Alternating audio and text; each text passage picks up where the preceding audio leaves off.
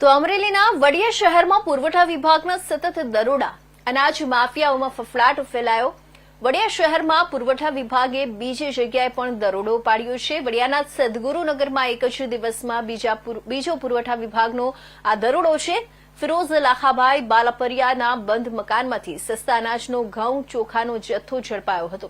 સસ્તા અનાજના ઘઉં ચોખાનો જથ્થો ઝડપાયો, જેમાં 2071 કિલો ચોખા અને 154 કિલો ઘઉંનો જથ્થો ઝડપાયો હતો।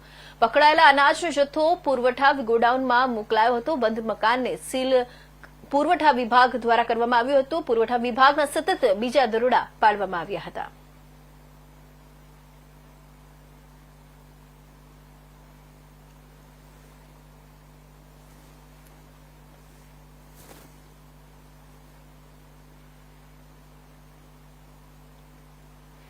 તો જામનગરમાં હવાઈ ચોક વિસ્તારમાં